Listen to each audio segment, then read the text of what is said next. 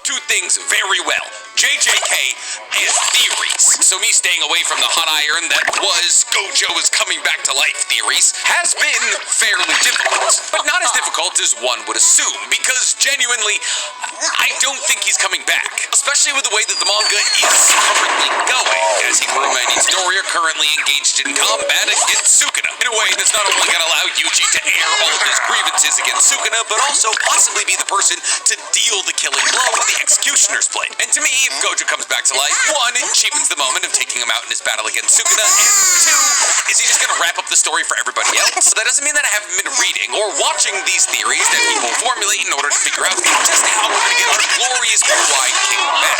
Now, I'm not going to sit here and say that I enjoy the fact that Gojo died. He was one of my favorite characters. The further away I get from his bisecting, temporarily that is, the more I realize it's one of the most villainous things that a mangaka has ever done, and I kind of love it. And therefore, well, it would be cool to see Gojo back with everybody, yucking it up, hanging out with his friends. I believe that if Gojo were to be brought back to life, it would cheapen the plot. So I'll admit, when I read or watch these theories on people speculating how Gojo is going to come back to life, I'll admit I view them through the lens of, oh, this person's taking a big old copium. And usually they are. I mean, we got people pulling in Buddhist ideology here, using numerology from ancient Buddhist texts to say that Gojo, as the enlightened one, is going to take 7 steps to re-enlighten himself just because Buddha took 7 steps north and so on and so forth. I mean, holy God, there's a lot of justification and a whole lot of copium. But it is genuinely fun to engage in these kind of thinking exercises. I mean, it's literally what I do for a job. And trying to find the strings between certain logical points that you're trying to create in order to build out a theory in an anime universe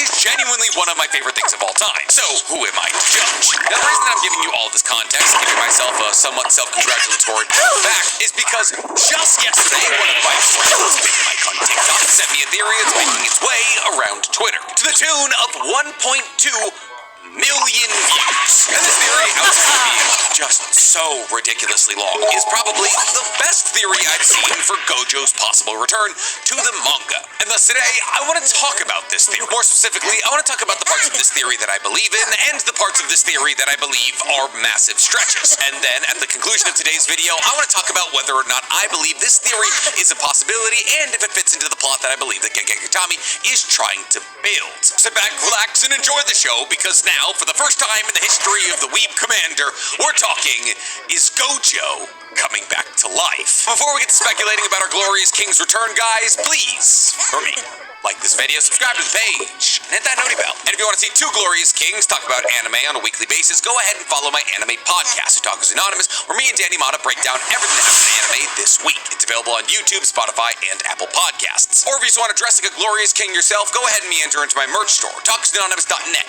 where you can pick up some of the greatest anime t-shirts, sweatshirts, and sticker packs known to man. No Twitter.